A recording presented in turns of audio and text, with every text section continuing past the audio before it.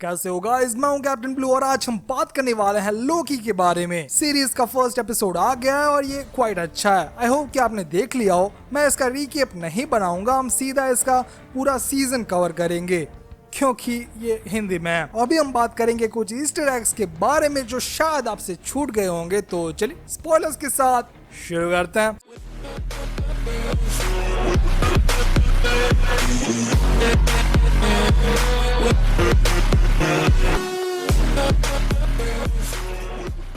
Series की शुरुआत होती है 2012 से, जहां एवेंजर्स ने लोकी के बम्बू लगा दिए हैं और ये होने के बाद हमें एंड गेम के कुछ सीन्स दिखाए जाते हैं जो कंप्लीटली एंड गेम के सीन्स नहीं है क्योंकि इसमें कुछ न्यू सीन्स भी ऐड किए गए और डिटेल्स देखो एकदम परफेक्ट है। मार्वल वालों को रियली मानना पड़ेगा। थोड़े टाइम के बाद हल्क के कारण ये एक्सीडेंट हो गया और लोकी सीधा गोभी के रेगिस्तान में जा गिरा।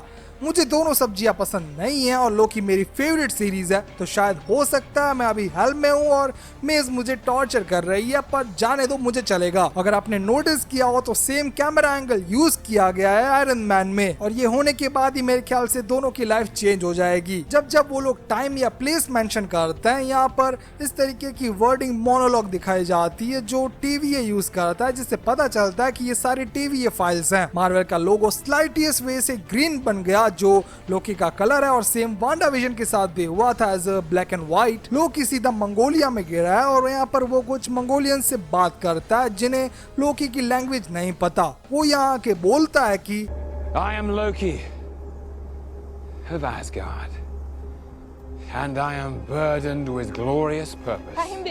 ये लाइन अवेंजर्स में भी अपीयर हुई थी लोकी की एंट्री के साथ। I am Loki of Asgard and I am burdened with glorious purpose. यहाँ कुछ मिनट्स ही हुए थे कि एंट्री होती है टाइम वेरिएंट अथॉरिटी की जो लोकी को अरेस्ट करके ले जाती है। ये मुक्का शूट करने में रियली बहुत ट्रबल हुई होगी, पर हम इनके बारे में थोड़ा जान लेते हैं। शो ने इसे बहुत ही बढ़िया तरीके से एक्सप्लेन किया है। टाइम कीपर्स ने इस ऑर्गेनाइजेशन को बनाया और इसका काम टाइमलाइन को मेंटेन रखना है, जिससे ये लोग सीक्रेट टाइमलाइन कहते हैं। ये चीज सिमिलर है डीसी के टाइम मास्टर्स के साथ क्योंकि वो लोग भी सेम काम करते थे बिना किसी कॉन्सिक्वेंसेस की चिंता किए हुए। कॉमिक्स में ये थोड़ा डिफरेंट था। यहाँ उन्होंने ऑर्गेनाइजेशन को इसीलिए बनाया ताकि वो अपने आप को बचा सके, ना कि टाइम को। अगर आपको याद हो तो डीसी में हमारे पास टेम्परल जोन था जिसे ज्यादातर लेजेंड्स ऑफ द टुमारो में ही दिखाया गया और क्राइसिस ऑन इन्फिनाइट अर्थ में भी ये अपीयर हुआ था। यहाँ पे शायद उनका बेस ऐसी लोकेशन पे जहाँ टाइम मैटर नहीं करता। लोकी को अरेस्ट करके वो लोग इस जार को यहाँ रख देते हैं जिससे जो भी एबुरेशन हुआ होगा वो वापस ठीक हो जाएगा। वैसे मैं दिल से कहूंगा कि मुझे इन लोगों से बहुत उम्मीद थी कि लोगों को कुछ अच्छा मिलेगा, पर बहुत बेकार मिला। इससे ज्यादा तो फैंस ने अच्छा बनाया था यार। तोबा तोबा तोबा, थारा मूड खराब कर दिया। जब लोकी इनके बेस आता है, यहाँ हमें एक स्क्रल दिखाई देता है सेम कपड़ों में जैसे हमने कैप्टन मार्वल मूवी में देखा था। लोकी को एक कॉलर भी पहनाया गया है जो म्यूटेंट्स को रोकने के लिए पहनाया जाता था। अब लॉजिकली ये हमारा वाला लोकी नहीं है, ये गंदा लोकी है जो अवेंजर्स में हमने देखा था, पर शो क्रिएटर्स ने बहुत ही अच्छी तरीके से इसका रिकैप कर दिया जिससे शायद वो अच्छा लोकी बन गया। शायद वैसे उसके साथ भी वही हुआ जो उसके भाई के साथ हुआ था, बस डिफरेंट एल्टीट्यूड में।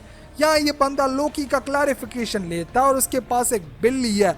अब आप लोग कहेंगे कि ये एक नॉर्मल बिल्ली है, पर मुझे नहीं लगता क्योंकि यहाँ पर देखा जाए तो इन लोगों को मच्छी क्या है ये भी नहीं मालूम। तो मैं डेफिनेटली श्योर हूँ कि ये एक फ्लैरकिन है जिसे हमने कैप्टन मार्वल में भी देखा था। यहाँ ये बंदा लोकी से सवाल पूछता है। Please confirm to your knowledge that you are not a fully robotic being. We're born an organic creature and do in fact possess what many cultures would call a soul.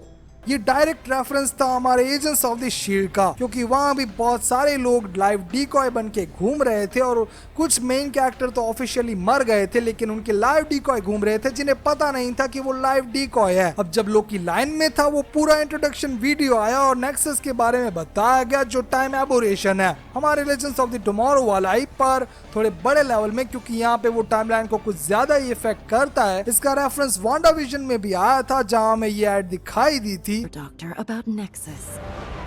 A unique antidepressant that works to anchor you back to your reality. ये एक origin है multiverse का और next year doctor strange multiverse with madness भी आ रही है, तो मेरे ख्याल से यहाँ हमें उसके रिगार्डिंग बहुत सारा जूस मिलेगा। टीवीए का एक एजेंट मारा गया और मुझे पता नहीं चल रहा कि इन लोगों ने इतना बड़ा सस्पेंस लीक क्यों किया।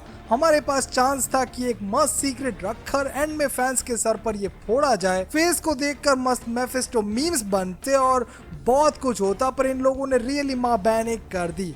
खैर यहाँ ये बच्ची बताती है कि डेविल ने ये किया है, जो सही है। नॉर्स मिथोलॉजी के हिसाब से लॉकी डेविल है, मतलब इविल बंदा, सेम वैसे ही जैसे क्रिश्चियनिटी में लूसीफर है। मोबियस का रोल भी मुझे इस सीरीज में बहुत पसंद आया और ये कॉमिक्स में एक क्लोन था, same legends of the tomorrow की तरह, जहाँ रिप हंटर इस क्लोन को हमेशा लेकर आते थे। लोकी का ट्रायल करती है ये बंदी, जो कॉमिक्स में टाइम ट्रैवल के साथ कुछ ज्यादा ही फेमिलियर थी, पर यहाँ उसकी स्टोरी लाइन को शायद बरी कर दिया गया है। लोकी एक ट्रायल फेस करता है, सेम वैसे ही जैसे कॉमिक्स में फैंटास्टिक फोर, एंटमैन और शी हल्क को देने पड़े थे। लोकी को वैसे पता चल जाता है कि अवेंजर्स ने टाइम ट्रैवल किया था, क्योंकि यहाँ दो टोनी स्टार्क्स थे।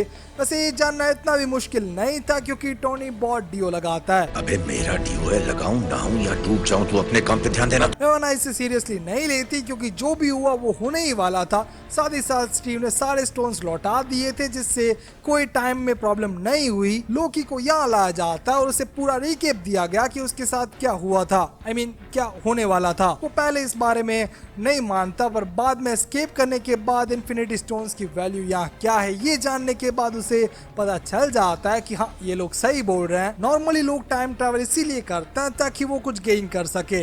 अगर मैं आपको अभी पास्ट में भेजूं तो आप सीधा पहले बिटकॉइन बाय करोगे, राइट?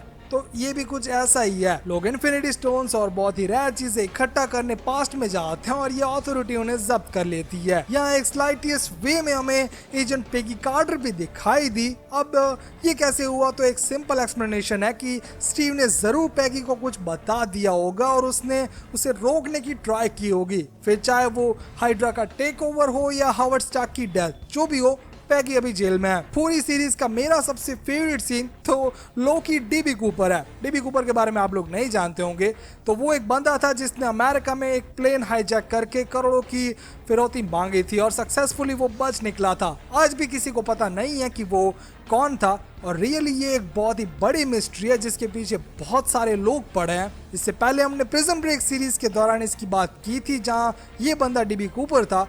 पर अगर आप इसके बारे में और ज्यादा अच्छी तरीके से जानना चाहते हो तो इस वीडियो पे क्लिक करो। डीबी कूपर वाली मैटर से लोकी का प्लान पैसे कमाने का नहीं था, वो बस एक प्रैंक था जो थॉर के साथ शर्त हारने के कारण करना पड़ा। ज्यादातर सब लोग इसमें इन्वॉल्व थे, इंक्लूडिंग ओडिन भी, क्योंकि वो इसे फाइमडाइल को ऑर्डर दे सकते हैं। तो यही थे कुछ रेफरेंस जो ट्विटर और रेडिट पे मिले। अगर मैंने एक भी मिस कर दिया हो तो आप कमेंट सेक्शन में मुझे जरूर बताना, मैं पिन कर दूंगा। तो मिलते रहेंगे ऐसे वीडियोस पे गाइस। इस चैनल को सब्सक्राइब करना मत भूलना। Thanks for watching.